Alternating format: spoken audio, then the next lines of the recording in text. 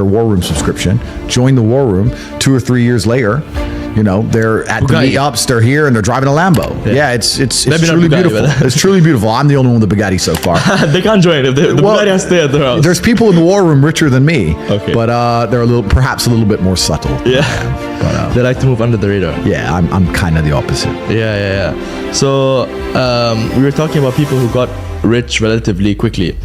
A lot of those people are people who were into crypto. Yep. What do you think about cryptocurrency? Are you invested? Because, you know, a lot of people, they got rich of doing it. But I feel like to a certain extent, like, yeah, okay, they put in money, it got like whatever, like times 100x. But still, you think that, okay, if it's so easy, how come people today are still not investing in it? You know, so like, I don't know, what do you think about cryptocurrency? Yeah, so I'm a proponent of crypto. I do use crypto, Bitcoin, ETH, the big ones. Okay. I think that chasing crypto pumps is now over. The bull run's over. The stupid money is gone. Most people don't understand about crypto that it's person versus person. I see they launch these coins and then they start a Telegram community. And then if you go in the community, Discord, if you get in the community, everyone's like, yeah, we're all in this together. No, you're not. No. You're not in this together. If you're buying or if you're selling, if you buy crypto at $1 and then you sell it at $10, someone bought it off you at $10. Yeah. Probably in that same Telegram. Probably in the same Telegram group. So you're literally stealing money from the other people in your community, the other people who believe in the project. Yeah. You're stealing money from them.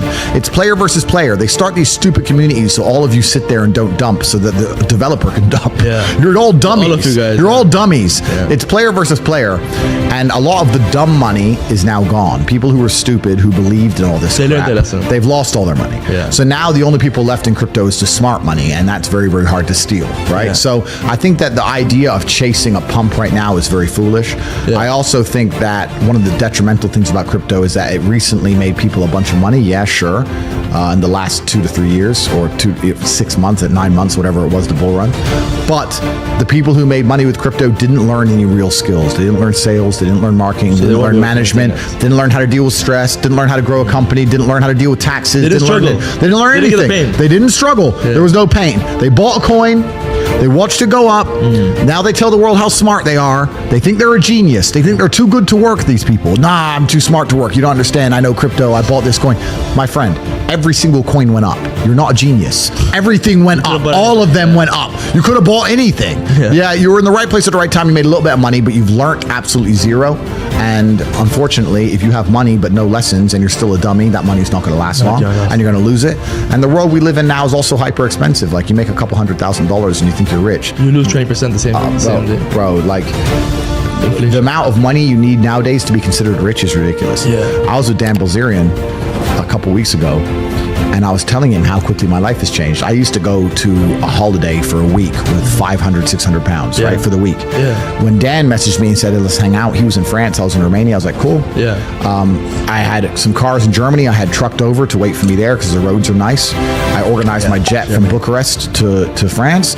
I needed a security team to come with me. I hired the security team to come with me. I like to use my Romanian guys, so we had to get a bigger jet to accommodate them. By the time we jetted in with the security team, picked up the cars, everybody, 6 or 7 people needed 5-star hotel rooms. Everybody ate food. I sat and had a meeting with Dan. I took the cars for a spin around the mountains, went to a spa a little bit, jumped back on the jet with the entire security team, put the cars back on a truck to Germany and flew home. So by the time I had a 3-hour meeting with a friend, it cost me $400,000. Oh my goodness. That's how expensive the world is at the top. Yeah. So you're sitting there and you've made $200,000 on a crypto pump, and you think, oh yeah, I'm rich. You are a brokey, and you haven't even learned any lessons. You're a dummy. So I think crypto's bad for kids because it has a whole bunch of kids out here thinking they don't need to work hard, they don't need to dedicate themselves, they don't need to learn important lessons. They can just chase a pump and win the lottery, and it ain't gonna happen. That's whether you lose all their money. So that's the bad thing about crypto, and that's why I'll sit here right now and do a plug and say join the real world instead, and join Hustlers University instead, and learn real lessons that you can apply to anything, so you'll never be broke, and have a real network like the War Room, so you can never be broke. It doesn't matter if Bitcoin goes to $1 million or zero. I'll make money either way. I'll make money either way. Because I have skills, and not by day trading, not by that. I'm just going to know things other people don't know before they know them. I'm just going to have opportunities identified and presented to me before other people have them. And it doesn't matter if Bitcoin goes down to zero or it goes up to $10 million a coin. Either way, I'm going to make insanely large sums of money because of my network and because I'm respected and because I know important people. And that's the problem with these crypto kids. They have none of that. Yeah. So I have a question. You have a lot of strengths. What would you say are some of your biggest strengths and like some of your biggest skills, some of your biggest weaknesses as Andrew Tate? As Andrew Tate. I'd like to think I'm pretty all encompassing when it comes to strengths, and I've made sure of that. My father had a saying, which is now my saying, as I'm the oldest tate. My unmatched perspicacity coupled with sheer indefatigability makes me a feared opponent in any realm of human endeavor. And I stand by that. I do like to believe I'm a feared opponent in any realm of human endeavor. If someone were to come up to you and say, you have to have a skateboarding competition, but don't worry, the guy you're skateboarding against can't skateboard. You'd be like, cool. And then I turned up. Part of you'd be like, shit. Even though I can't even skateboard. But part of you'd be like, Tate, this guy. Yeah, not this guy. You know, I'm just that guy. He's pretty good. I'm just that guy I'm just good at stuff. Yeah. And nobody wants to compete against me at anything. So I'm good at everything. My weaknesses, I've strongly analyzed my weaknesses. Yeah. In fact, I've sat around with friends of mine and with people who I care about dearly and who care about me back and said, if I had to hurt me, how would I do it? If I decided to do damage to me in my life, how would I do it? Where are my weaknesses? It's been analyzed and talked about and discussed at length. Because you need to do that reflection. You have to know. Most people don't do that. No. Most people don't say, if someone wanted to ruin my life, how would they ruin it? Yeah. So I know all of my weaknesses. I know all my weak points. Obviously, I defend and guard them the best you can, but obviously not everything can be completely defended and guarded. I know what they are.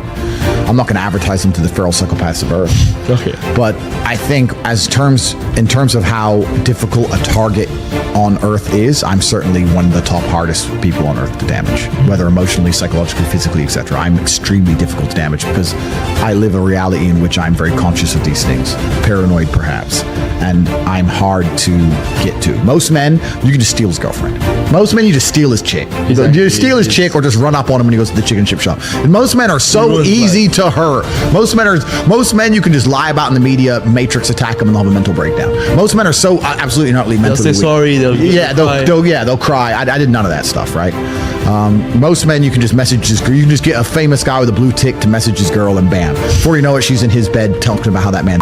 Like, most men are absolutely not easy to hurt. They're controlled by all their emotions. Completely. But how do you detach yourself from your emotions? It's not about detaching yourself from your emotions. I feel every single emotion. It's just like using them all in a positive direction. Yeah. If I feel extremely happy and excited, I'm going to use that as motivation or energy to do amazing things and do good and work hard.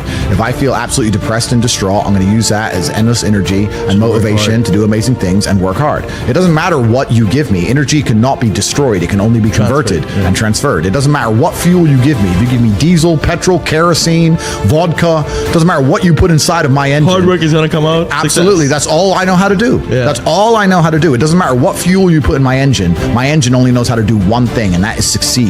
That's all I know how to do. Yeah. So it doesn't matter what you feed me with. I'm going to be massively successful regardless. Yeah. It doesn't change it. Yeah. What's the exact definition of top G? Top G, top striker. Yeah. A top G is a man. I want to put it in the dictionary. Yeah, that's a good idea. A top G is a man of impeccable perspicacity and sheer indefatigability who is a feared opponent. In any realm of human endeavor. Correct. That's a top G. That's a top G. The first one was your dad. He was the original top G, the OG. Yeah, and I'm now the oldest Tate. I have the same name as him.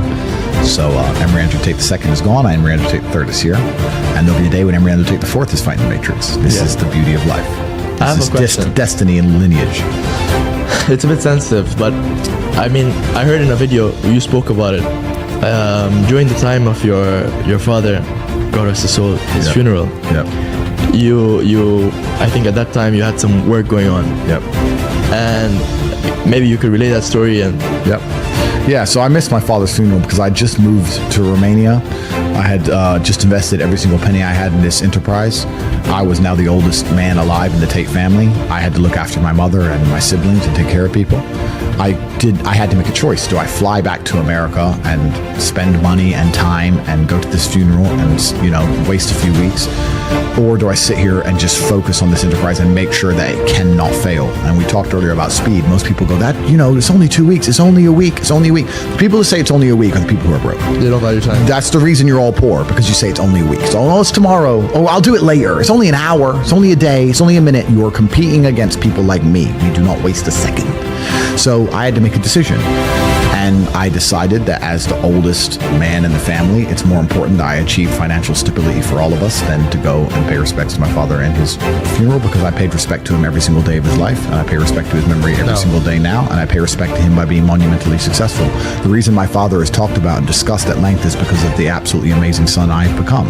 I am keeping him alive forever by working so hard, by becoming so unique and individual and fantastic and humble. The world asks me about my upbringings, and then my father's memory is kept alive. So I know I made the right decision, and I know he's happy with the decision I made. A lot of people would have gotten emotional and decided, I had to go to the funeral and had a breakdown and went to the funeral and been sad, etc., etc. You did what your dad thought would I did what I was taught to do, which is perform.